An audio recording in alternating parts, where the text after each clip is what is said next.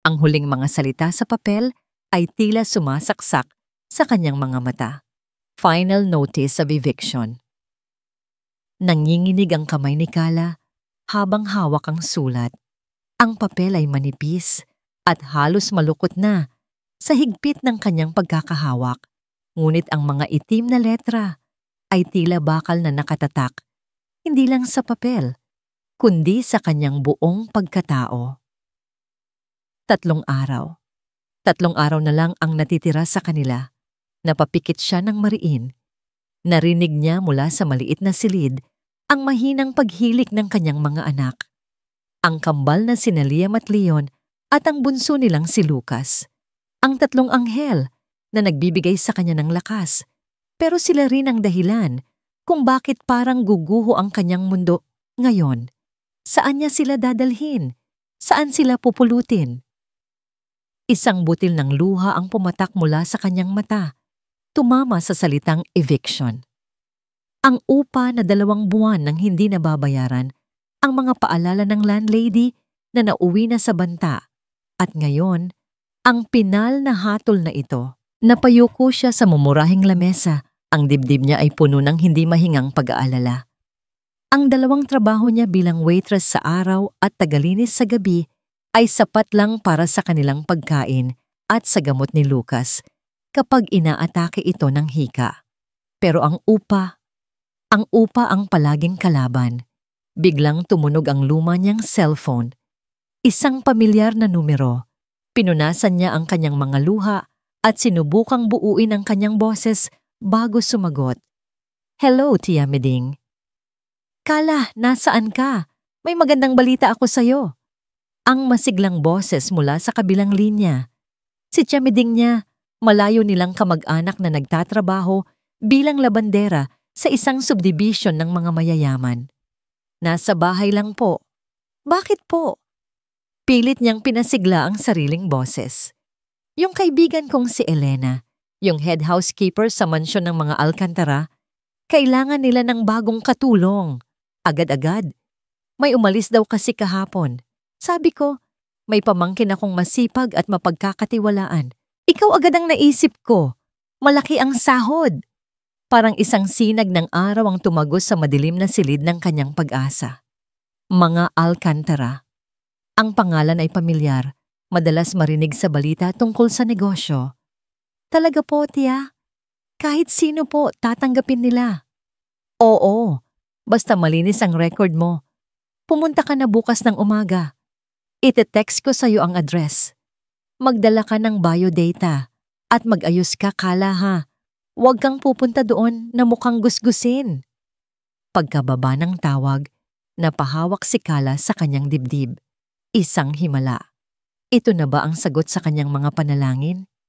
Kinabukasan, maaga siyang gumising. Maingat niyang inihanda ang pagkain ng mga bata bago sila ihatid sa kapitbahay na nag-aalaga sa kanila tuwing may trabaho siya.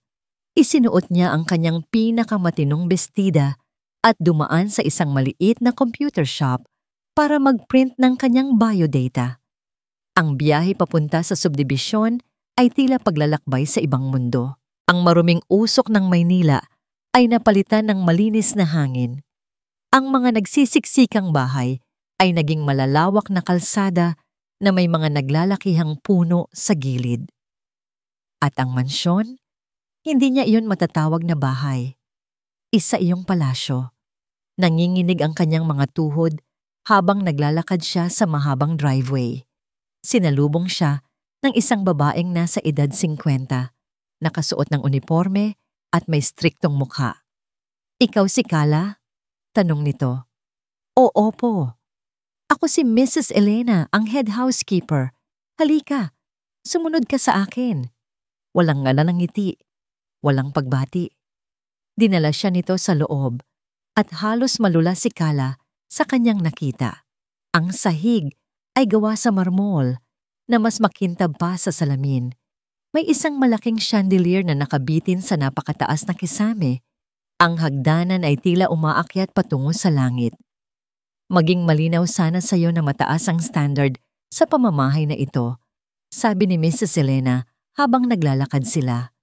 Hindi kami tumatanggap ng mga tamad. Ang may-ari, si Sir Maze, ay ayaw na ayaw sa lahat ang magulo at maingay. Maze. Ang pangalan ay umalingaw-ngaw sa kanyang tainga. Ngunit isinantabi niya ito. Maraming tao ang may ganoong pangalan. Matapos ang isang maikling panayam, kung saan mas maraming sinabi si Mrs. Elena tungkol sa mga patakaran kaysa sa pagtatanong tungkol sa kanya, sinabi nitong sumunod siya para sa isang mabilis na pagsubok. Linisin mo ang sahig na ito sa may sala. Titingnan ko kung marunong kang gumamit ng tamang panlinis. Ibinigay sa kanya ang isang mamahaling floor polisher at mga bote ng panlinis na hindi niya pa nakikita kailanman. Nanginginig ang kanyang mga kamay, ngunit ginawa niya ang lahat ng kanyang makakaya. Kailangan niya ang trabahong ito para kina Liam, Leon at Lucas. Habang nakaluhod siya at pinupunasan ng isang maliit na dumi sa gilid ng sahig gamit ang basahan, may narinig siyang mga yabag na pababa sa engrandeng hagdanan. Hindi niya ito pinansin. Nakayuko lang siya, nakatuon sa kanyang ginagawa, ngunit ang mga yabag ay palapit ng palapit. Nakita niya ang isang pares ng napakakintab na leather shoes na huminto ilang pulgada lang mula sa kanyang kamay. Dahan-dahan, itinaas niya ang kanyang paningin. Una niyang nakita ang mamahaling slacks, pagkatapos ay ang isang puting-puting polo, hanggang sa marating ng kanyang mga mata ang mukha ng lalaki. Isang mukha na pamilyar, isang mukha na 6 na taon na niyang pilit na kinakalimutan sa kanyang mga panaginip. Ang matangos na ilong, ang makapal na kilay, ang matalim na panga. Mas seryoso ngayon, mas matanda, mas may awtoridad. Pero siya pa rin, nanigas si Kala sa kanyang kinauupuan. Ang hangin ay tila nawala sa kanyang mga baga. Ang tibok ng kanyang puso ay umaling-awngaw sa kanyang mga tainga. Mas malakas pa sa ugong ng floor polisher. Ang lalaki ay hindi man lang tumingin sa kanya. Ang tingin nito ay diretso sa pintuan. Tila isa lang siyang kasangkapan sa sahig. Isang bagay na walang mukha at walang pangalan. Naglakad ito palampas sa kanya at sa isang iglap naamoy niya ang pabango nito. Isang pamilyar na amoy na nagbalik sa isang gabing madilim. Isang gabing puno ng alak, kalungkutan, at isang pagkakamaling bumago sa kanyang buhay magpakailanman. Nang mawala na ito sa pinto, doon lang siya nakahinga. Tumayo siya, nangangatog ang mga tuhod, at nagmamadaling tumakbo papunta sa pinakamalapit na banyo na itinuro ni Mrs. Elena kanina. Napasandal siya sa pader, hinahabol ang kanyang hininga. Nanginginig ang buong katawan niya. Siya nga, ang CEO ng Alcantara Corporation, ang lalaking laman ng mga business magazine, ang lalaking ama ng kanyang 3 anak. At ngayon, siya ang bago niyang amo. Habang nakatayo siya doon, nanginginig sa takot, bumukas ang pinto. Si Mrs. Elena may seryosong mukha. Kala, ayos ka lang? Halika na. Simula bukas, isa sa mga tungkulin mo ay ang personal na pag-asikaso sa mga pangangailangan ni Sir Maze. Isang ugat ang pumitik sa gilid ng noo ni Maze. Ibinagsak niya ang folder ng quarterly report sa kanyang mamahaling mesa na gawa sa mahogany. Kanina pa siya pabalik-balik sa pagbasa ng mga numero, pero wala ni isa man ang pumapasok sa kanyang utak. Ang boses ng kanyang ama, ang paulit-ulit na umuugong sa kanyang isipan. Biglang nag-ring ang kanyang cellphone at tila isang masamang biro. Ang pangalan ng kanyang ama ang lumabas sa screen, Don Ricardo Alcantara. Huminga siya ng malalim bago sagutin. Dad.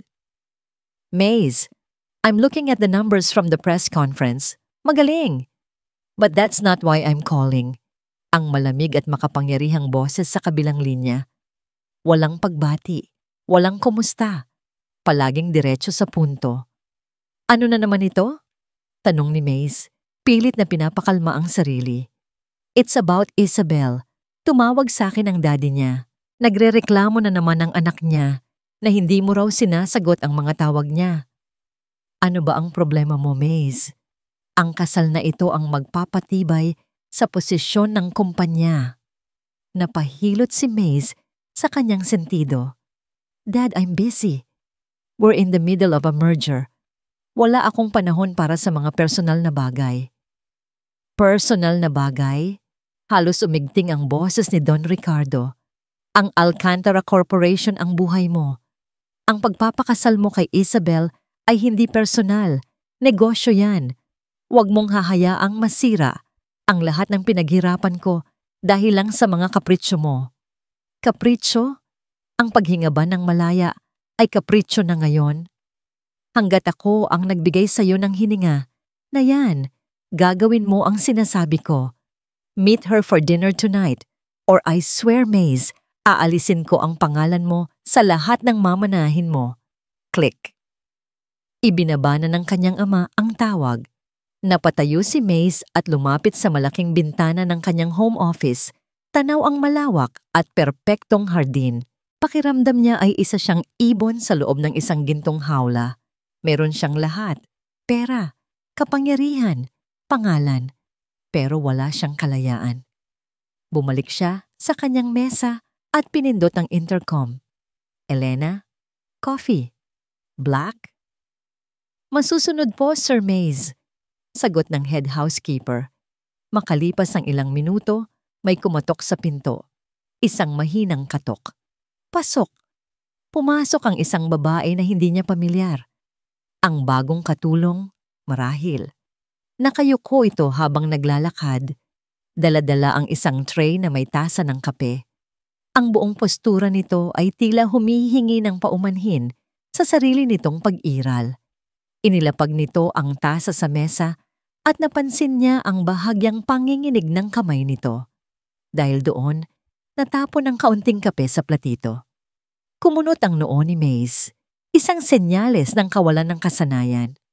O kaba, alinman sa dalawa, nakakairita. Hindi pa rin ito tumitingin sa kanya. Ang mga mata nito ay nakatutok sa sahig, na parabang mayroong napakagandang disenyo doon na kailangan nitong pag-aralan. Ang pag-iwas na yon ay nakadagdag sa kanyang pagkainis. Lahat ng empleyado sa pamamahay na ito ay naturuan na maging profesional, mabilis, episyente, at halos hindi nakikita. Pero ang babaeng ito, ang buong presensya niya ay tila sumisigaw ng kakaiba. Bago ka? Tanong niya. Ang boses ay malamig at walang emosyon. Oo po, sir. Halos pabulong na sagot nito. Hindi pa rin nag-aangat ng tingin. You may go. Halos tumakbo ang babae palabas ng silid na para bang hinahabol ng kung ano. Naiwan si Maze na nakatitig sa pinto. Lalong kumunot ang noo. Kakaiba. Sinubukan niyang ibalik ang atensyon sa trabaho, ngunit bago pa man niya mahawakan muli ang mga papeles, pumukas ang pinto ng kanyang opisina nang walang katok. Maze, darling. Pumasok si Isabel Montenegro, suot ang isang mamahaling bestida na tila mas bagay sa isang party kaysa sa isang simpleng pagbisita. Ang nangiti sa kanyang mga labi ay perpekto, ngunit hindi kailanman umaabot sa kanyang mga mata. Isabel, I thought I told you I'm busy, sabi ni Maze.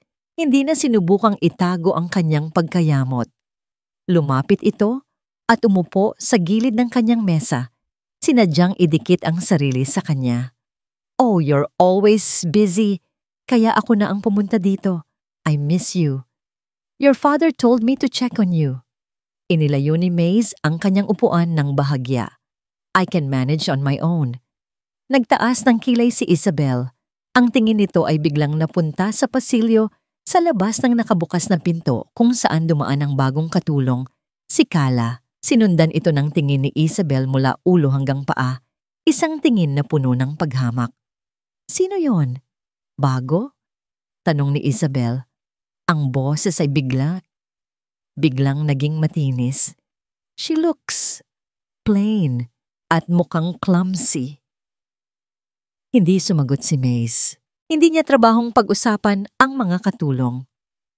Anyway, pagpapatuloy ni Isabel, ibinalik ang pekeng matamis na ngiti sa kanya. Let's have dinner tonight sa paborito nating French restaurant. I can't. May trabaho pa ako. Mabilis niyang tanggi. Don't be like that, Maze. It's just dinner. Para na rin sa negosyo. Sabi nito, ang mga salita ay tila isinaksak sa kanya. Alam nilang pareho na ang relasyon nila ay isa lang malaking transaksyon sa negosyo. Pagkatapos ng ilang minuto ng pilit na pag-uusap, sa wakas ay umalis din si Isabel. Ngunit hindi bago siya bigyan ng isang halik sa pisngi na iniwasan ni Maze. Naiwan siya niyang muli sa katahimikan, ngunit ang pakiramdam ng pagkakasakal ay mas matindi pa kaysa kanina. Napatayo siya. Kailangan niya ng hangin. Naglakad-lakad siya sa loob ng mansyon, pababa sa pasilyo na patungo sa kusina. Hindi niya alam kung ano ang kanyang hinahanap. Siguro ay isang paraan lang para makatakas sa mga pader ng kanyang opisina. Habang papalapit siya sa may staff quarters, may narinig siyang isang boses. Isang boses ng babae. Pamilyar ito. Ang boses ng bagong katulong. Pero iba ngayon. Ang boses na narinig niya kanina ay mahina at nanginginig. Ang boses na naririnig niya ngayon ay malambing, masaya, at puno ng buhay. Tapos, alam niyo ba kung anong ginawa ng munting kuting? Umakyat siya sa pinakamataas na puno kasi natakot siya sa aso. Pero ang hindi niya alam, gusto lang pala makipaglaro ng aso. Huminto si Maze sa isang sulok, hindi nakikita, nakikinig. Malinaw na may kausap ito sa cellphone. Opo mga anak, kumain na ba kayo? Magpakabait kayo dyan kay Aling Nena ha? Uuwi si nanay agad kapag tapos na sa trabaho. Mahal na mahal ko kayo. Liam, Leon, Lucas. Opo, sabay-sabay. I love you three. Natahimik si Maze. Ang init at pagmamahal sa boses na yon ay isang bagay na bihira niyang marinig sa sarili niyang mundo. Ang mundo niya ay puno ng mga kontrata, mga pagbabanta at mga pekeng ngiti. Ang narinig niya ay isang bagay na totoo. Napailing siya. Ano ba ang pakialam niya? Isa lang itong katulong. Tumalikod na siya para bumalik sa kanyang opisina nang may mapansin siyang isang bagay sa sahig. Isang maliit at medyo lukot na litrato. Marahil ay nahulog mula sa bulsa ng babae kanina. Pinulot niya ito.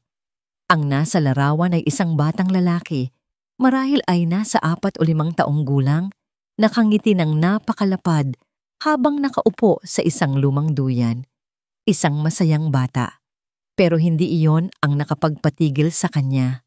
Ito ay ang namaang ngiti, ang paraan ng pagkurba ng mga labi, ang kislap sa mga mata. Napatitig si Maze sa litrato, ang kanyang puso ay biglang nagsimulang tumibok ng mas mabilis. Bakit? Bakit parang pamilyar ang nangiting iyon? Binuksan niya ang kanyang wallet at kinuha ang isang luma. At nakatuping litrato niya noong bata pa siya, isang litratong palaging pinapadala sa kanya ng kanyang yumaong ina. Itinabi niya ang 2 litrato. Ang nangiti ay magkapareho. Ang mga sumunod na araw ay isang pagsubok sa katinoan ni Kala. Bawat hakbang niya sa loob ng mansyon ay maingat. Bawat paglilinis niya ay dinodoble ang pag-iingat. Ang tanging layunin niya ay maging anino. Isang aninong episyente, masipag, ngunit hindi napapansin. Lalo na ng amo nilang si Sir Maze. Sa tuwing naririnig niya ang mga yabag nito palapit, humahanap siya ng ibang direksyon. Sa tuwing nagkakasalubong sila sa pasilyo, yumuyuko siya agad. Ang mga mata ay nakapako sa sahig. Pinapakiramdaman niya ang pagdaan nito, ang amoy ng pabango, ang hangin na dala ng mabilis nitong paglakad, at hihinga lang siya ng maluwag kapag sigurado siyang malayo na ito. Natatakot siya. Pero hindi lang ito takot na baka malaman nito ang katotohanan. Isa itong takot na mas malalim. Takot na sa isang sulyap lang, sa isang salita lang, ay guguho ang pader na itinayo niya sa paligid ng kanyang puso sa loob ng 6 na taon. Isang hapon, habang nagpupunas siya ng mga salamin sa sala, Muling tumunog ang kanyang cellphone, ang pamilyar na ringtone na para lang sa tawag ni Aling Nena, ang kapitbahay na nag-aalaga sa kanyang mga anak. Agad siyang kinabahan. Bihira itong tumawag, maliban kung may emergency.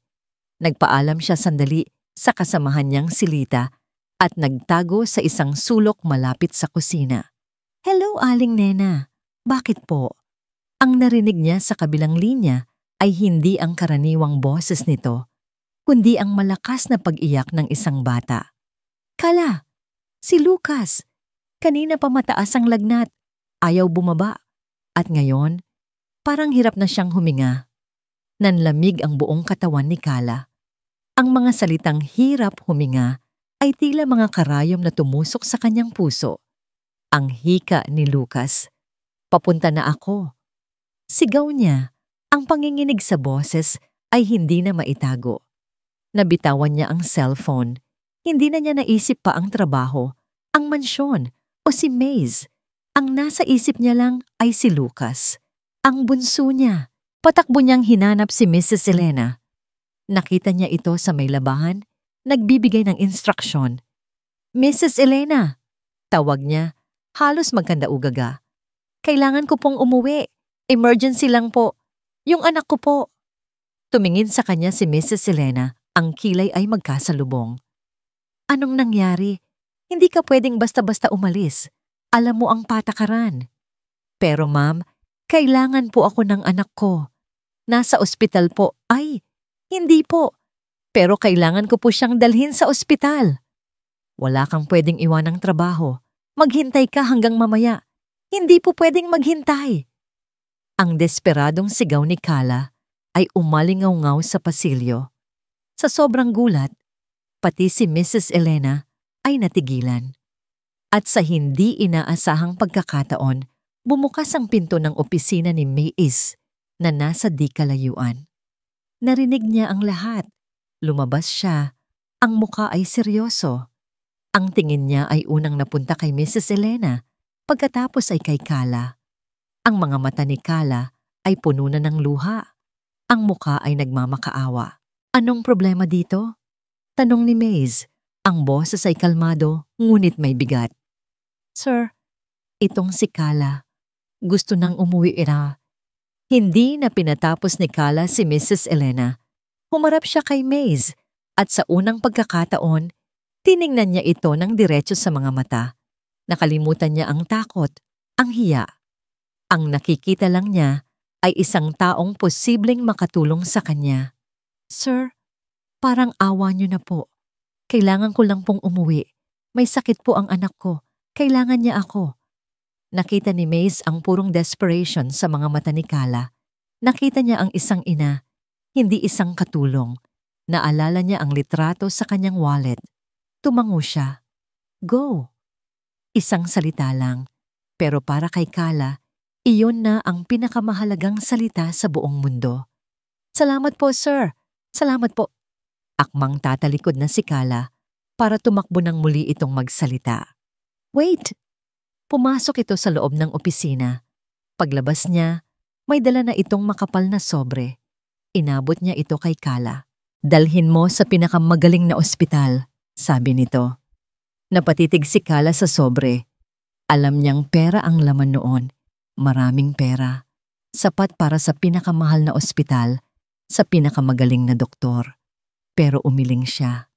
Ang kanyang dangal, ang kanyang pride, iyon na lang ang natitira sa kanya. Ang pagtanggap ng pera mula sa lalaking ito ay parang pagsuko ng kanyang buong pagkatao. "Hindi po, sir. Salamat po. Pero kaya ko po." Ang pagtanggi niyang iyon ang nagpagulat kay Maze. Sa buong buhay niya, halos walang tumatanggi sa pera niya. Ngunit ang babaeng ito, sa gitna ng kanyang desperasyon, ay pinili pa rin ang kanyang dignidad. Isang pamilyar na paghanga ang unti-unting nabuo sa kanyang dibdib. Bago pa man may makapagsalita, isang matinis na boses ang pumuno sa hangin. "Maze, darling, I'm here." Dumating si Isabel, lumalakad na parang pag-aari niya ang buong mansyon. Nakita niya ang eksena, si Maze na may hawak na sobre at ang katulong na umiiyak sa harapan nito. Huminto siya at tiningnan si Kala mula ulo hanggang paa. Ang mga mata ay puno ng hinala at pagkamuhi. Anong drama ito? Tanong ni Isabel. Isabel, not now. Sabi ni Maze, ibinulsa ang sobre. Kailangan ko na pong umalis, sabi ni Kala. Yumuko at nagmamadaling lumakad palayo. Ngunit hinarangan siya ni Isabel. At saan ka pupunta? Hindi pa tapos ang trabaho mo. Yung banyo ng mga bisita sa baba, ang dudumi ng mga tiles, linisin mo. Ngayon din. Pero nagmamadali po ako. I don't care, putol ni Isabel. Ang boses ay matigas na parang yelo. You are paid to work. So work. Tumingin si Kala kay Maze, naghahanap ng tulong, ngunit ang tingin ni Maze ay nasa malayo. Tila naiipit sa pagitan ni Isabel at ng sitwasyon. Walang nagawa si Kala. Ang pag-aalala para kay Lucas ay tila kumakain sa kanyang kaluluwa. Ngunit ang takot sa kapangyarihan ni Isabel ay pumipigil sa kanyang mga paa. Maya-maya, tila napansin ni Maze ang kalupitan sa sitwasyon. Isabel, enough. Isabel. Let her go! May emergency ang pamilya niya. Ibinigay ni Isabel kay Maze ang isang matamis, ngunit mapanganib na ngiti. Fine. Kung yan ang gusto mo, darling. Pagkatapos ay bumaling siya kay Kala. Sa pag-alis ni Maze na pumanhik sa hagdanan, lumapit si Isabel. Ang mga labi ay malapit sa tainga ni Kala. Ang mga salitang ibinulong nito ay mas malamig pa sa yelo at mas matalim pa sa kutsilyo. Alam ko ang mga tulad mo, isang tingin pa lang sa amo mo, at sisiguraduhin kong sa kalsada ka pupulutin kasama ng mga anak mo. Ang imahe ni Kala na tumatanggi sa kanyang pera ay hindi maalis sa isip ni Maze. Sa mundo niya, ang pera ang solusyon sa lahat. Ito ang nagpapatakbo sa negosyo, nagpapatikom sa bibig ng mga kaaway at bumibili ng katapatan. Pero ang babaeng iyon, sa gitna ng matinding pangangailangan, ay pinili ang dignidad kaysa sa kaginhawaan. Hindi niya maintindihan. At ang paraan ng pagtrato ni Isabel dito, mayroong kumukulo sa loob niya sa tuwing naaalala niya iyon. Para kay Isabel, ang mga taong tulad ni Kala ay mga bagay lang, hindi mga taong may sariling problema at damdamin. Kinabukasan, maagang pumasok si Kala. Nakita niya ito sa pasilyo, tahimik na nagwawalis. Ang mga mata nito ay bahagyang namamaga. Halatang galing sa pag-iyak o sa puyat. Lumapit siya. Agad itong napayuko. Good morning po, sir. Kumusta ang anak mo? Diretsong tanong ni Maze, bago pa man niya mapigilan ang sarili. Nagulat si Kala sa tanong. Dahan-dahan itong nag-angat ng tingin. Okay na po siya, sir. Naagapan po agad. Salamat po sa pag-aalala. Mayroong sinseridad sa kanyang mga mata. At sa isang iglap, nawala ang imahe ng isang katulong. Ang nakita niya ay isang ina na nagpapasalamat. Tumango si Maze. Akmang aalis na siya nang may biglang pumasok na ideya sa kanyang isipan. Isang ideya na hindi niya alam kung saan nanggaling, pero ayaw paawat. Ang hardin sa likod, sabi niya, malawak yon at may playground doon na hindi na nagagamit simula noong bata pa ako. Nagtatakang napatingin si Kala sa kanya, hindi maintindihan kung saan patungo ang usapan. Kung gusto mo, pagpapatuloy ni Maze, pilit na pinapanatiling kaswal ang kanyang boses. Pwede mong dalhin ang mga anak mo dito sa darating na Sabado para makapaglaro sila. Mas maganda ang hangin dito kaysa sa kung saan man kayo nakatira. Natigilan si Kala. Ang alok na yon ay hindi niya inaasahan. Isang parte niya ay gustong tumanggi. Masyadong mapanganib ang mapalapit sa lalaking ito. Pero ang isa pang parte, ang parte ng pagiging ina, ay hindi kayang tanggihan ang pagkakataong makita ang mga anak niyang makaranas ng ganoong kaligayahan kahit isang araw lang. Sige po, sir. Halos pabulong niyang sagot. Maraming salamat po. Dumating ang Sabado. Mula sa bintana ng kanyang opisina, pinanood ni Maze ang pagdating nila. Tatlong magkakaparehong batang lalaki, hawak-hawak ang kamay ng kanilang ina. Ang mga mata ay nanlalaki sa pagkamangha sa laki ng hardin. At si Kala, ibang-iba siya ngayon. Wala ang uniforme. Nakasuot siya ng simpleng pantalon at t-shirt. Ang buhok niya ay nakapusod lang, pero may ilang hibla na nakalawit sa kanyang mukha.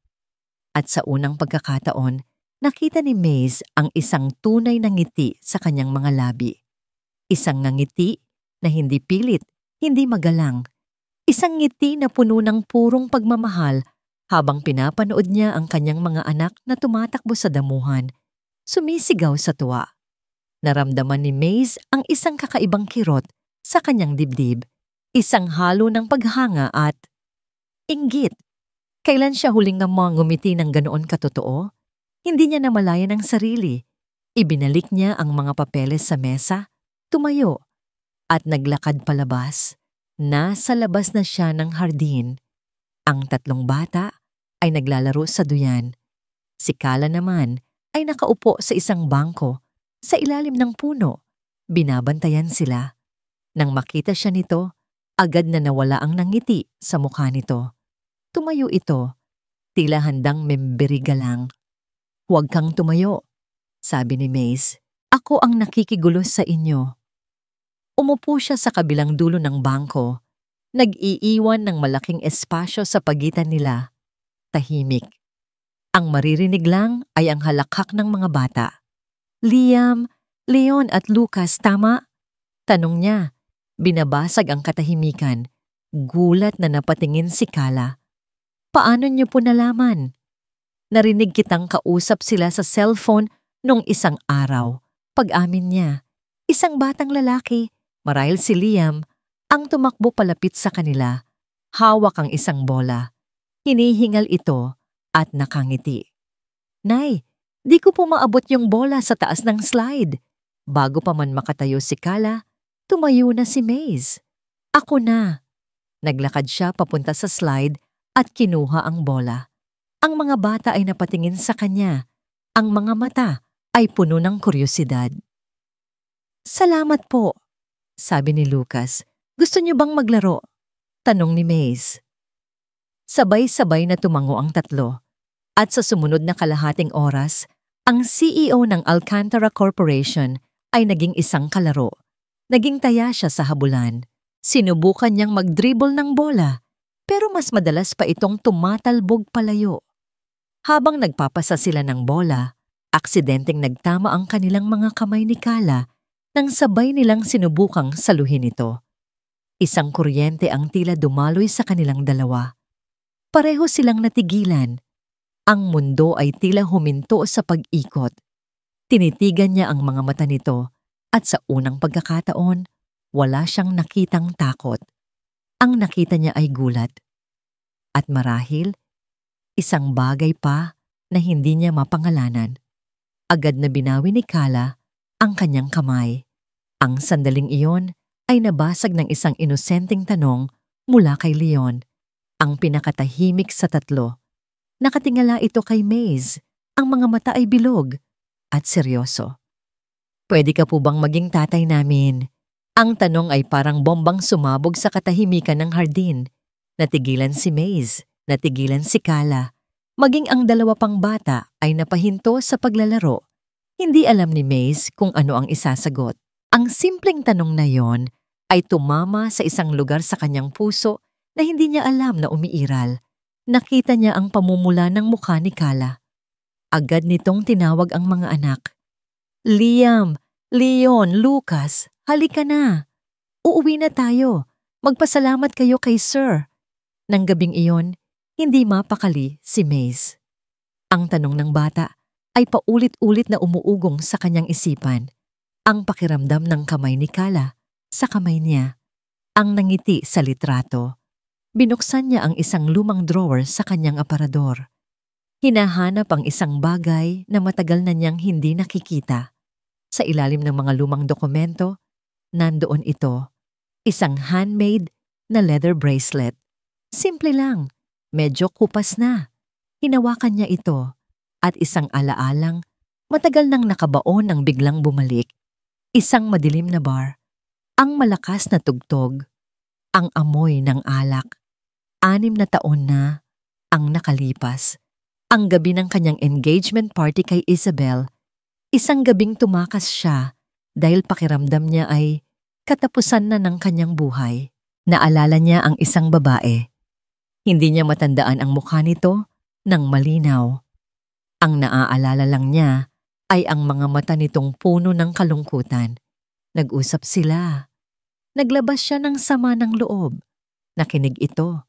At bago siya umalis sa sobrang kalasingan, ibinigay niya dito ang bracelet na suot niya. Para maalala mo, sabi niya raw noon, na kahit sa pinakamadilim na gabi, mayroong nakikinig. Napatitig si Maze sa bracelet. Ang malungkot na mga mata. Bakit? Bakit parang nakikita niya ang mga matang iyon araw-araw sa pasilyo ng sarili niyang pamamahay? Ang linggong iyon ay tila isang panaginip para kay Kala. Ang araw sa hardin kasama si Maze ay nag-iwan ng isang kakaibang init sa kanyang puso. Ang paraan ng pakikipaglaro nito sa kanyang mga anak, ang kabaitan sa mga mata nito, lahat ay mapanganib dahil nagsisimula siyang umasa at ang pag-asa para sa isang tulad niya ay isang luho na hindi niya kayang bayaran. Kaya pilit niyang ibinalik ang pader sa pagitan nila. Dinoble niya ang pag-iwas. Ngunit may nagbago. Hindi na siya tinitingnan ni Maze na parang hangin. May mga pagkakataong nahuhuli niya itong nakatitig sa kanya. Ang mga mata ay puno ng mga tanong na hindi nito masabi. Isang hapon, habang nag-aayos siya ng mga gamit sa sala, narinig niya ang tawag mula kay Aling Nena. Pero sa pagkakataong ito, hindi iyak ang narinig niya. Ang narinig niya ay purong sindak sa boses ng matanda. Kala, si Leon. Hindi namin magising. Nabitawan ni Kala ang hawak niyang plorera. Mabuti na lang at sa makapal na carpet ito, bumagsak. Ano pong ibig niyong sabihin? Kanina naglalaro lang siya, tapos bigla na lang siyang humiga at sinabing nahihilo siya. At ngayon, Kala, maputla siya at hindi na siya gumigising. Papunta na kami sa barangay clinic. Ang mundo ni Kala ay gumuho sa pangalawang pagkakataon, pero mas malala ito. Huwag po sa clinic. Dalhin niyo po sa St. Luke's, papunta na ako. Sigaw niya, ang utak niya ay mabilis na nag-iisip. St. Luke's, ang ospital na sinabi ni Maze. Hindi na siya nagpaalam. Tumakbo siya palabas ng mansyon. Ang puso niya ay dumadagundong na parang sasabog. Para siyang baliw na pumara ng taxi, ang mga luha ay walang tigil sa pag-agos. Sa emergency room, ang eksena ay isang bangungot. Si Leon ay nakahiga sa isang stretcher na papaligiran ng mga doktor at nurse. May nakakabit na kung ano-ano sa maliit nitong katawan. Anong nangyari sa anak ko? Humagulgol siya. Isang doktor ang lumapit sa kanya. Ma'am, kailangan po namin siyang salinan ng dugo. Agad-agad. He's suffering from severe aplastic anemia. His body is not producing enough blood cells. Dugo? Kunin niyo po ang dugo ko. Kahit gaano karami. Umiling ang doktor, ang mukha ay seryoso. Sinubukan na po namin. Hindi kayo compatible. Ang problema po, ang anak niyo ay may napakabihirang blood type. AB negative with a rare Rh null phenotype. Napakadelikado po ng kondisyon niya. Ang mga salitang medikal ay walang ibig sabihin kay Kala. Ang tanging naintindihan niya ay delikado at hindi compatible. Wala po bang ibang paraan? Maghanap po kayo sa blood bank. Pagmamakaawa niya. Ginagawa na po namin, ma'am. Pero sa sobrang rare po ng dugo niya, halos imposible. We are contacting our national registry. Pero baka abutin ng oras, mga oras na maaaring wala na tayo. Ang mga salitang iyon ay tila isang hatol ng kamatayan. Napaluhod si Kala sa sahig ng ospital. Ang kanyang mga sigaw ay puno ng sakit at kawalan ng pag-asa. Ang anak niya, mamamatay ang anak niya. Sa gitna ng kanyang paghihinagpis, isang nurse ang tumakbong palapit sa doktor. Doc, may good news po. Ang sistema natin nakahanap ng isang registered voluntary donor na may kaparehong rare blood type. At nasa database natin na malapit lang siya dito sa BGC. Isang sinag ng pag-asa. Napatingala si Kala. Ang mukha ay basang-basa ng luha. Sa sino po? Tawagan niyo po. Pakiusapan niyo. We already did, ma'am. He's on his way. Hindi alam ni Kala kung gaano siya katagal naghintay. Bawat segundo ay parang isang taon. Nakatitig lang siya sa pinto ng emergency room. Nagdarasal sa lahat ng santo na kilala niya. Hanggang sa bumukas ang pinto. At mula doon, pumasok ang isang lalaking pamilyar. Hingal na hingal. Ang mamahaling damit ay gusot. Ang buhok ay magulo. Si Maze. Natigilan si Kala. Ang utak niya ay tumangging iproseso ang nakikita. Bakit siya nandito? Paano? Dire-diretsyong lumapit si Maze sa mga nurse. I'm Maze Alcantara. I got the call from the hospital blood bank. Walang sinayang na oras ang mga staff. Agad siyang dinala sa isang silid para kunan ng dugo. Naiwan si Kala na nakatayo, tulala. Ang lahat ng nangyayari ay tila isang surreal na pelikula. Ang amo niya, ang lalaking iniiwasan niya, ang magliligtas sa buhay ng kanyang anak. Isang napakalaking kabalintunaan. Matapos ang pagsasalin ng dugo, lumabas ang doktor mula sa silid ni Leon. Isang maliit na ngiti ang nasa kanyang labi. He's stable. Tinanggap ng katawan niya ang dugo. You got here just in time. Napahagulgol muli si Kala, ngunit sa pagkakataong ito, dahil sa pasasalamat, niyakap niya ang doktor. Salamat po, Doc. Maraming salamat. Maya-maya, lumabas si Maze mula sa kabilang silid. May bulak sa braso. Ang mukha niya ay seryoso pa rin, ngunit may bakas ng pag-aalala. Okay na ba siya? Tanong nito. Tumango si Kala, hindi makapagsalita. Ang tanging nagawa niya ay tumitig dito. Ang kanyang mga mata ay nagsasabi ng pasasalamat na hindi kayang bigkasin ng kanyang mga labi. I think we need to talk, sabi ng doktor na lumapit sa kanilang dalawa. Miss Kala? Mr. Alcantara, pwede ko ba kayong makausap sa opisina ko sandali? Sumunod sila sa doktor. Ang tensyon sa pagitan nilang dalawa ni Maze ay halos nahihipo. Sa loob ng opisina, umupo ang doktor sa likod ng kanyang mesa. Ang ngiti nito kanina ay nawala. Napalitan ng isang seryosong ekspresyon. Mr. Alcantara, we are eternally grateful for your donation. You saved this child's life. Panimula ng doktor. Pero meron akong kailangang linawin. Ang pagiging compatible ninyo ay hindi lang basta nagkataon. Tumingin ang doktor kay Maze. Hindi lang kokok ang dugo ninyo, Mr. Alcantara. May isa pa akong kailangang sabihin. Ang rare blood condition ng bata ay isang genetic trait na namamana lang mula sa pamilya ng ama. Ang mga salita ay tila lumutang sa hangin. Bumagsak ang panga ni Maze. Tumingin siya sa doktor, pagkatapos ay kay Kala. Ang mukha ni Kala ay nawalan ng lahat ng kulay. Ang kanyang mga mata ay nanlaki sa purong takot.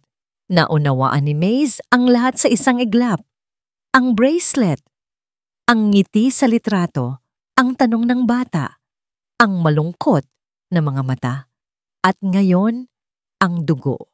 Ang lahat ng piraso ng puzzle ay biglang nagkabit-kabit, bumubuo ng isang larawan na napakalinaw at napakasakit. Tumingin siya kay Kala. Ang kanyang boses ay nanginginig sa unang pagkakataon. Kala, anak ko ba sila? Ang tanong ay binitiwan sa hangin. At sa isang iglap, ang buong mundo ni Maze ay huminto sa pag-ikot. Ang boses ng doktor ay naging isang malayong ugong. Ang puting pader ng opisina ay tila umikot.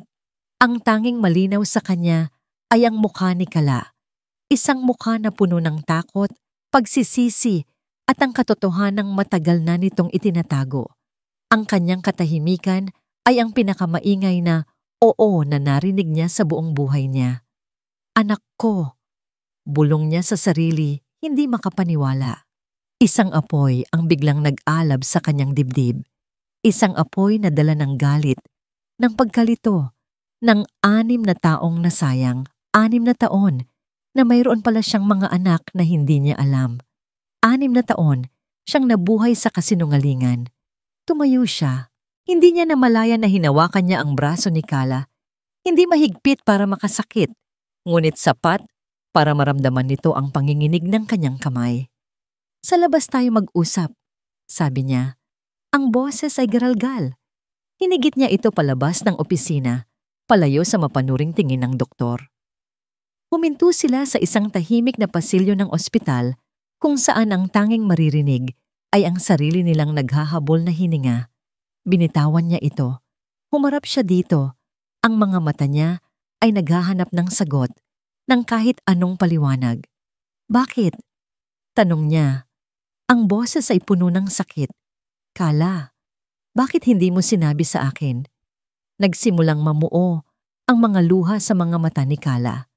Sunod-sunod itong pumatak sa kanyang mga pisngi. 6 na taon. Pagpapatuloy ni Maze, ang boses niya ay unti-unting tumataas. 6 na taon kang nagtatrabaho para sa akin, sa ilalim ng aking bubong, at hindi mo man lang naisip sabihin na ang mga batang yon, na ang mga anak mo, ay mga anak ko rin. Natakot ako. Sa wakas ay humikbi si Kala. Natakot ako, Sir Maze. Takot? Takot saan? Sa inyo. Sa mundo ninyo. Ano po ang sasabihin ko? Sir, naalala niyo po ba ako? 6 na taon na ang nakalipas, nagkita tayo sa isang bar, at ako po ang katulong niyo ngayon, at heto po pala ang 3 anak niyo. Tingin niyo po ba ay may maniniwala sa akin? O iisipin niyo lang na gusto kong magkapera? Ang mga salita nito ay tumama sa kanya. Iisipin niyo po na isa akong masamang babae. Pagpapatuloy nito sa gitna ng pag-iyak. Kukunin niyo sa akin ang mga anak ko. Sila na lang ang mayroon ako sa buhay na ito. Hindi ko po kayang mawala sila sa akin. Ang galit ni Maze ay unti-unting nahaluan ng ibang emosyon. Pagsisisi. Siya ang tumakbo noong gabing iyon. Siya ang hindi lumingon. Siya ang nabuhay na parang walang nangyari. Samantalang ito, mag-isa nitong itinaguyod ang 3 bunga ng kanilang pagkakamali. Ngunit ang sakit ng pagkakatuklas ay mas matindi. Karapatan kong malaman, Kala. Karapatan kong maging ama sa kanila. Paano? Sa mundong ginagalawan nyo, isa lang kaming iskandalo. Isang kahihiyan sa pangalan ng mga Alcantara. Ang mga salita nito ay tila isang propesiya. Dahil sa dulo ng pasilyo, 2 pamilyar na tao ang papalapit. Mabilis ang kanilang mga lakad, ang mga mukha ay puno ng pag-aalala at awtoridad. Ang kanyang ama, si Don Ricardo Alcantara, at sa tabi nito, si Isabel. Nanigas si Maze. Isang empleyado siguro ng ospital ang tumawag sa kanila. Ibinalita ang kabayanihan kamandiya sa pag-donate ng dugo. Maze, anong nangyayari? Ayos ka lang ba? Tanong ni Don Ricardo. Ngunit ang mga mata nito ay hindi nakatingin sa kanya. Ang mga mata nito ay nakatutok kay Kala, na para bang isa itong basura sa sahig ng malinis na ospital. Si Isabelle naman, tiningnan si Kala mula ulo hanggang paa. Isang ngisi ng tagumpay ang unti-unting sumilay sa kanyang mga labi. Tila naiintindihan na niya ang lahat. Dad, anong ginagawa niyo dito? Tanong ni Maze. Sinubukang harangan si Kala mula sa mapanuring tingin ng kanyang ama. Isang staff ang tumawag. Sinabing nag-donate ka raw ng dugo para sa anak ng isa sa mga katulong mo. Isang napakabihirang dugo, sabi ni Don Ricardo. Ang diin sa salitang katulong ay puno ng paghamak. Tumingin si Don Ricardo sa umiiyak na si Kala. Pagkatapos ay kay Maze.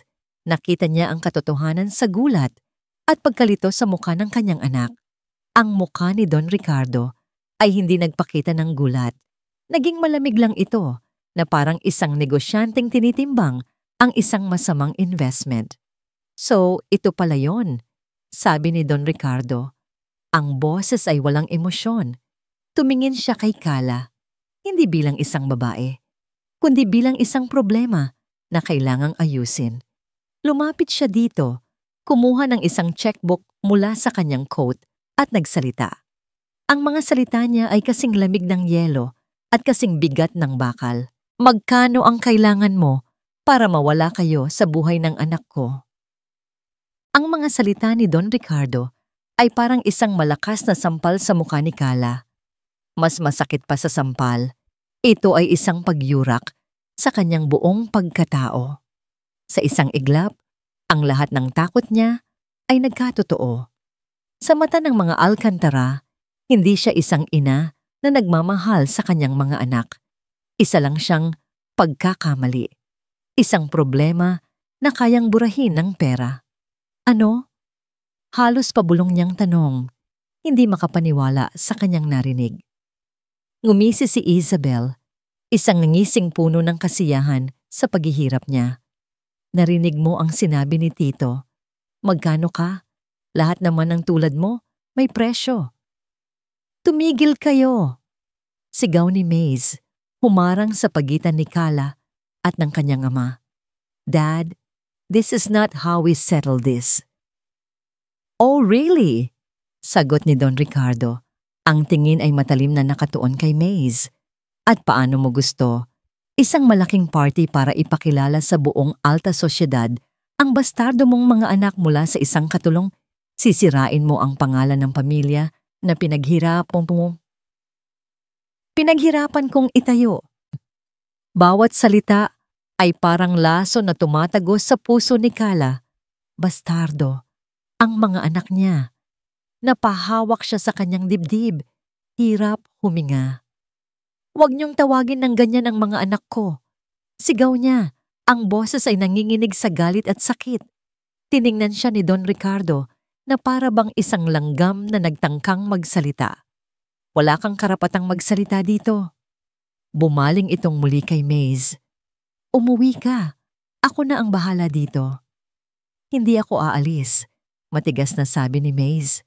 Ang tagpong iyon sa pasilyo ng ospital ay nagsimula nang kumuha ng atensyon. May mga nurse at pasyente nang sumusulyap. Kinabukasan, naramdaman agad ni Kala ang bigat ng kapangyarihan ng mga Alcantara.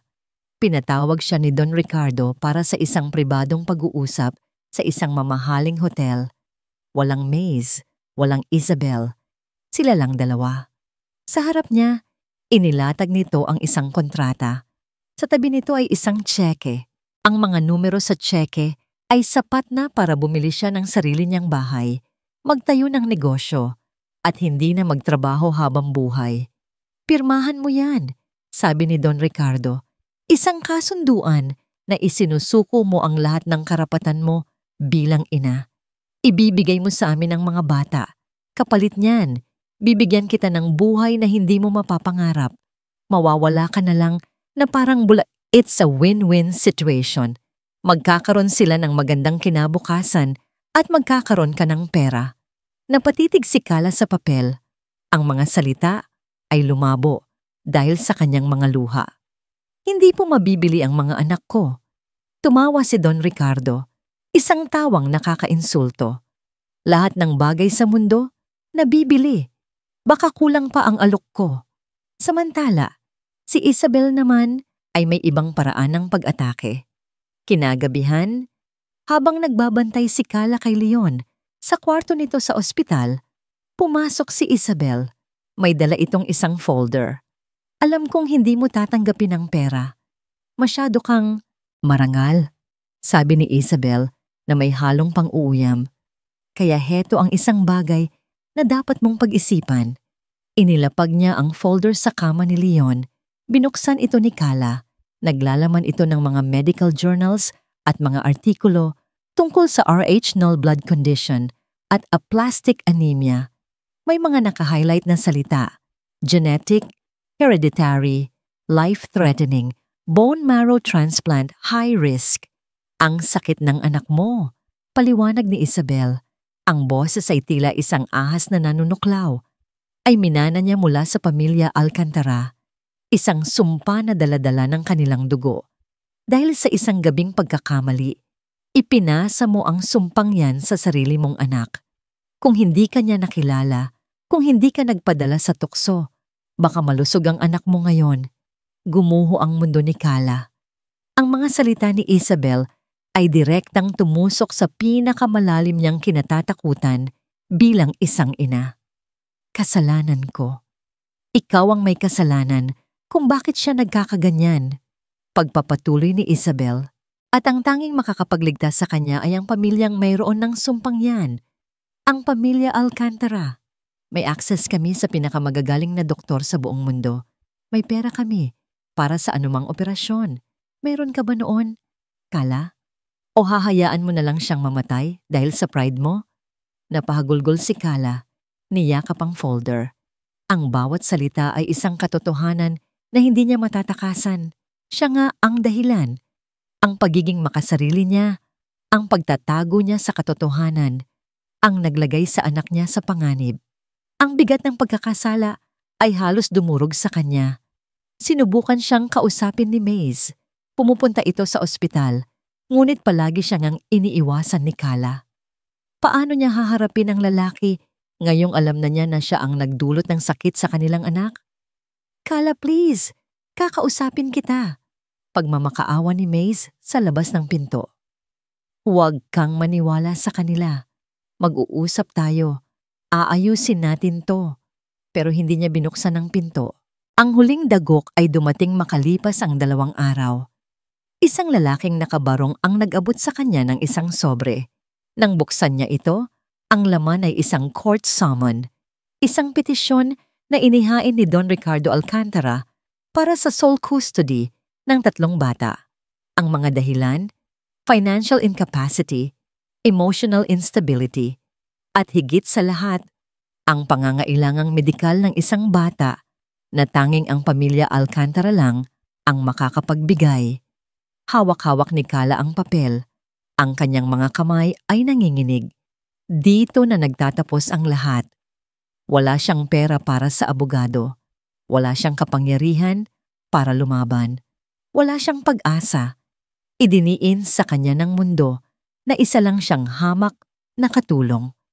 At ang isang katulong ay hindi pwedeng manalo laban sa mga hari. Isang linggo.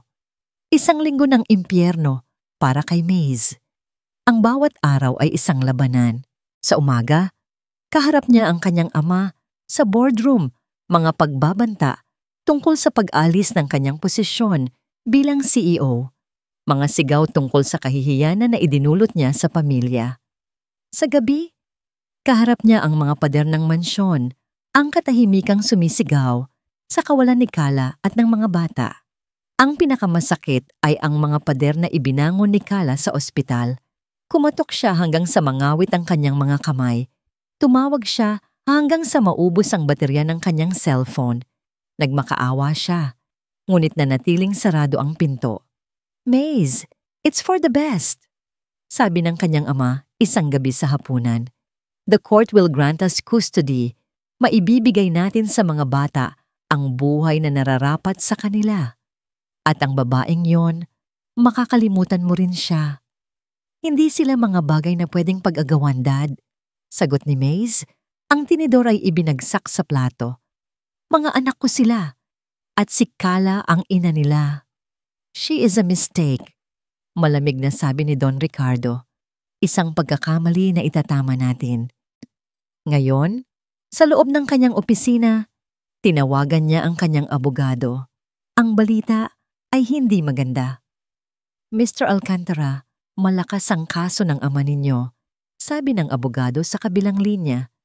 Gagamitin nila ang lahat ng resources nila, ang financial status ni Miss Kala, ang kondisyon ng bata. I'm sorry to say this, but we are at a disadvantage. Pakiramdam ni Maze ay nalulunod siya. Ang kapangyarihan at pera na dati niyang ipinagmamalaki ay siya na ngayong ginagamit na sandata laban sa kanya. Kailangan niyang gumawa ng paraan. Kailangan niyang makausap si Kala. Kailangan niyang ipaintindi dito na magkasama sila sa laban na ito. Nagmaneho siya papunta sa ospital. Sa pagkakataong ito, hindi na siya kakatok. Pipilitin niyang buksan ang pinto kung kinakailangan. Ang kailangan lang niya ay 5 minuto. 5 minuto para sabihin dito na hindi niya sila iiwan, na handa siyang talikuran ang lahat para sa kanila. Ngunit pagdating niya sa kwarto, wala na ito. Malamig at walang tao. Ang kama ay maayos na. Ang mga personal na gamit ay wala na. Nasaan sila? Yung pasyente dito? Halos pasigaw niyang tanong sa nurse station. Sir, kaka-discharge lang po kaninang umaga, sabi ng nurse. Pinirmahan po ng nanay ang waiver against medical advice po. Against medical advice? Pero delikado pa ang bata. Opo sir, pero pinilit po talaga niya. Isang malamig na takot ang gumapang sa buong katawan ni Maze. Waiver? Umalis? Saan sila pupunta? Nagmamadali siyang bumalik sa mansyon. Umaasa siyang nagkamali lang siya na marahil umuwi lang si Kala sa staff quarters para kumuha ng mga gamit. Patakbo niyang tinungo ang kwarto nito. Kumatok siya ng malakas. Kala, andyan ka ba? Walang sagot. Sinubukan niyang buksan ang pinto. Hindi nakalak. Pagpasok niya, ang parehong eksena sa ospital ang bumungad sa kanya. Isang kwartong walang buhay. Malinis, maayos, ngunit walang bakas ng mga taong minsang tumira doon. Ang mga laruan, ang mga damit, ang mga libro ng pangkulay, lahat ay wala na. Naglaho sila. Tumakbo siya palabas, hinarap si Mrs. Elena. Nasaan si Kala? Nakita mo ba siyang umalis?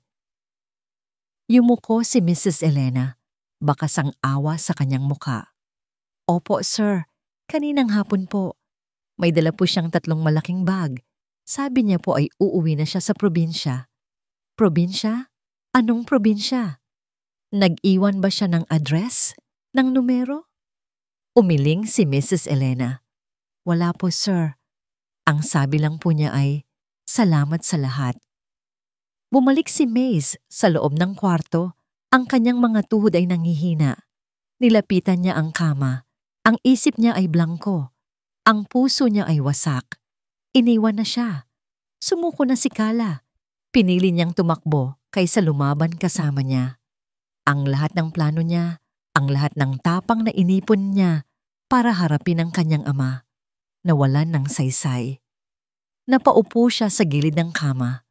Ang pakiramdam ng pagkatalo ay mas masakit pa sa anumang suntok na natanggap niya sa buong buhay niya. Ito ang all is lost moment niya. Ang sandaling pakiramdam niya ay wala nang natitira. Ang babaeng mahal niya, ang mga anak na ngayon lang niya nakilala, lahat sila ay nawala sa isang iglap. At doon, sa ibabaw ng unan, may nakita siyang isang bagay na naiwan. Hindi ito sulat, hindi ito paalam. Ito ay ang unang ultrasound picture ng 3 bata. Isang maliit, lumang larawan na itim at puti na nagpapakita ng 3 maliliit na tuldok sa loob ng isang sinapupunan. Hinawakan ni Maze ang litrato. Dito nagsimula ang lahat. At dito rin ba magtatapos? Napayoko siya. Ang kanyang mga balikat ay nanginig. Sa unang pagkakataon, mula noong siya ay bata pa, naramdaman niya ang pag-init ng kanyang mga mata. Isang butil ng luha ang pumatak sa litrato ng kanyang mga anak na hindi man lang niya nayakap. Gumuho ang mundo ni Maze Alcantara. Dahil ngayon niya naintindihan na ang lahat ng pera at kapangyarihan niya ay walang halaga. Nawala sa kanya ang kanyang pamilya. The silence in Kala's empty room was deafening. For a moment, Maze allowed the crushing weight of despair to consume him. He stared at the ultrasound picture, the ghost of a family he never had, and felt an emptiness so profound it threatened to swallow him whole. This was his father's victory. This was Isabel's triumph. They had won. They had successfully erased Kala and his children from his life. He could accept it. He could go back to his life as the CEO, marry Isabel, and pretend this week of chaos never happened. He could be the dutiful son his father always wanted. But as he stared at the 3 tiny dots on the faded picture, another feeling began to stir within him, pushing aside the despair. Rage. A cold, clear, and focused rage. They had not just taken away a woman he was starting to love. They had stolen his children. They had judged them, condemned them, and cast them out without a second thought. They had threatened his family, and Mays Alcantara would not stand for it. He stood up, his back straight, his jaw set. The defeated man who had collapsed on the bed moments ago was gone. In his place was a father ready to burn the world down for his children. He walked out of the room with a purpose he had never felt before. He strode past a startled Mrs. Elena, went straight to his car and drove. He wasn't driving aimlessly. He was driving to the one place he knew could inflict the most damage, the Alcantara Tower. He stormed into his father's penthouse office. Don Ricardo and Isabel were there, celebrating with glasses of champagne. "Ah, Mays, I was wondering where you were. We were just toasting to our victory in court," his father said with a smug smile. Isabel raised her glass. "To a cleaner future, darling." Mays walked to the bar, but instead of getting a glass, he swept all the expensive liquor bottles off the counter with one violent motion. They shattered on the marble floor, the sound echoing the breaking point he had finally reached. "The celebration is over," Mays said, his voice dangerously calm. Don Ricardo stood up, his face turning red with anger. "Have you lost your mind?" "No, Dad, I've just found it," Mays shot back. "You wanted to know what I would choose between the company and my family? You have your answer now." He threw his company ID, his corporate credit cards, and the keys to his company-issued car onto his father's desk. "I'm done," Isabel gasped. "Mays, what are you doing? This is everything we've worked for." "You worked for," Mays corrected her, his eyes locking onto hers with cold fury. "You never wanted me. You wanted this name, this power. Well, you can have it, because it's worthless." He turned back to his father. "You can have the company. You can have your precious reputation. But you will never see me or my children again. I disown you, not the other way around. From this day on, you have no son." Before his father could even respond, Mays turned and walked away. He didn't slam the door. He closed it quietly, decisively, leaving his old life behind in the wreckage. His next stop was his personal assistant's office. He called in every favor, used every last bit of his influence. "Find them," he ordered. "I don't care what it takes." But he knew that wasn't enough. Kayla was running scared. She thought he was a threat. He needed to show her and the whole world who he truly was. The next morning, Mays Alcantara called the biggest press conference of his life. He didn't wear a suit. He wore a simple polo shirt and jeans. He stood before a sea of cameras, not as a CEO, but as a man. "Good morning. My name is Mays Alcantara, and for my entire life I have been known as the son of Don Ricardo Alcantara and the heir to the Alcantara Corporation," he began, his voice steady. "Today, I am here to tell you that those titles no longer define me. Today, I am here as a father." A wave of murmurs and camera flashes filled the room. He told them everything. He didn't spare himself, admitting his own obliviousness and past mistakes. He spoke of Kala, not as a maid, but as the strongest and most honorable woman he had ever met, a woman who raised 3 beautiful children on her own. He admitted, in front of the world, that those 3 children were his. He then projected documents onto the screen behind him, proof of Isabel's smear campaign, copies of the threatening legal documents from his father's lawyers. "For the past week, the 2 people I was supposed to trust most in this world have used their immense power to terrorize the mother of my children," he said, his voice raw with emotion. "They drove her into hiding, believing that I would choose wealth over family. They were wrong." He looked directly into the main camera, his eyes searching, pleading. He was no longer speaking to the press. He was speaking to her. Carla, if you can see this, I'm so sorry. I'm sorry I didn't protect you sooner. I'm sorry I let my world hurt you. All the things my father and Isabel said, they are all lies. You are the best mother a child could ever ask for, and our children, they are not a mistake. They are the best thing that has ever happened to me. He took a deep breath, his voice cracking slightly. Carla, kung nasaan ka man, umuwi ka na. Hihintayin kita, kahit gaano katagal. Carla, wherever you are, please come home. I will wait for you, no matter how long it takes. He ended the press conference and walked away from the cameras, leaving behind a storm of headlines and a life in ruins. He had nothing left. No job, no inheritance, no power. But as he stepped out into the sun, he felt lighter than he had in his entire life. He felt free. Just then, his cell phone rang. It was his private investigator. Mr. Alcantara, we found her, or at least we think we did. A woman with 3 identical boys. They just bought bus tickets at the terminal in Pasay. They're headed for a remote fishing village in Sorsogon. The bus leaves in 30 minutes. The bus terminal was a symphony of chaos. The air was thick with the smell of diesel fumes and sweat. The noise, a constant barrage of vendors shouting, engines roaring, and people calling out to their loved ones. For Carla, it was the perfect place to disappear.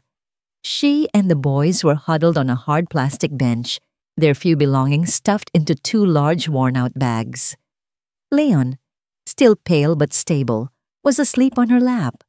Liam and Lucas were quiet, their usual boisterous energy replaced by a nervous apprehension they couldn't quite understand. They just knew Nanay was sad, and they were running away from something. Carla's heart was a hollow ache in her chest. Every time she closed her eyes, she saw the condescending face of Don Ricardo, heard the venomous words of Isabel, and felt the crushing weight of her own guilt. Running away felt like the only choice. It was an act of surrender, but also an act of love. She was saving her children from a world that would label them as bastards and saving Maze from a scandal that would ruin him. She would raise them in the simple province where she grew up, far from the name Alcantara. It was, she believed, the most selfless thing she could do. A small old television mounted in a corner of the terminal was showing the news. She paid it no mind, too lost in her own misery. But then, she heard his name. Unprecedented press conference, tinawag ni Maze Alcantara. Her head snapped up. On the grainy screen, she saw him. He wasn't in a suit. He looked tired, but his eyes were filled with a fire she had never seen before. She watched, frozen, as the man she was running from tore down his own empire for the entire world to see. He called her the strongest woman he had ever met. He called their children the best thing that had ever happened to him. He apologized. He pleaded, Carla, kung nasaan ka man, umuwi ka na. Hihintayin kita, kahit gaano katagal. The words shattered the last of her defenses.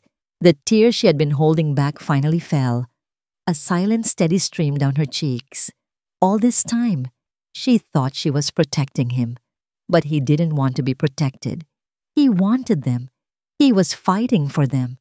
The loud announcement for the final boarding call for the bus to Sorsogon jolted her back to reality. Nay, bus, Lucas whispered, tugging at her sleeve. She looked at her sleeping son, at the 2 hopeful faces looking up at her, and then back at the man on the screen. For 6 years, she had made every decision alone, guided by fear. For the first time, she had a choice to make guided by hope. Just as she was about to stand, a figure appeared in front of her, blocking the light from the terminal. He was breathing heavily. His polo shirt was damp with sweat, and his eyes were wild with desperation. It was Maze. He had found her. He didn't say anything at first. He just looked at them, at her, at the boys, as if memorizing every detail, making sure they were real. "Nay, si Sir Mays po," Liam said, breaking the silence. "Kala daw." Kala slowly stood up, carefully cradling the sleeping Leon. She faced Mays, the noise of the bus terminal fading into a distant hum. All the lies, all the fear, all the pride that stood between them seemed to melt away. "You're a hard woman to find," Mays said, his voice soft and laced with relief. You shouldn't be here," she whispered, her voice trembling. "Your father, your company, they're not my problem anymore," he said, taking a step closer. "You are. You and the boys.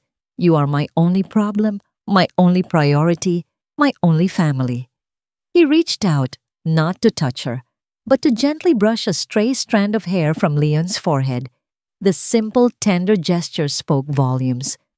"Kala," he said, his eyes locking with hers. "I am not him. I am not my father. I will not take them from you. I just want to be with you. To be with them. I don't care about the money. I don't care about the name. I just want my family. I want our family." The final boarding call blared one last time. The bus engine roared to life. It was the sound of her old life, her old fears, preparing to leave without her. She looked at Mays, at the sincerity in his eyes, at the man who had given up a kingdom for a chance at a family with her. And she made her choice. "The bus is leaving," she said softly. A flicker of pain crossed his face. "I see. We're going to miss it," she added, and a small, hopeful smile touched her lips for the first time in what felt like an eternity. 6 months later. The waiting room of the pediatric hematologist was clean and quiet. Liam and Lucas were sitting on a small bench, completely engrossed in a storybook Mays was reading to them in an animated voice. Kayla sat beside them with Leon on her lap. He was no longer pale. His cheeks had a healthy color, and he was listening intently to the story. The doctors had found a treatment plan that was working. A long and difficult journey, but one they were facing together. Don Ricardo had not spoken to Mays since that day. The Alcantara Corporation had taken a huge hit from the scandal. Isabel had quietly left for Europe. Mays had lost his fortune, but he had never looked richer. He started a small tech consulting firm from their modest rented apartment. It wasn't a mansion, but it was a home. Kala looked at him, at this man who was once her formidable boss, now making silly monster voices to entertain their sons. He caught her eye and winked, a silent message of love passing between them. The doctor called them in. They stood up as one unit. Mays carrying Lucas, Kala holding Leon's hand, and Liam holding onto Mays's pants. They walked into the office not as a broken past, but as a complete, unified future. Their journey was just beginning. It would not be perfect. There would be more challenges, more hospital visits, more struggles. But as they faced the doctor together, they knew they were ready. They were a family, forged not by a single accidental night, but by a deliberate choice to love, to forgive, and to fight for each other, no matter what tomorrow would bring.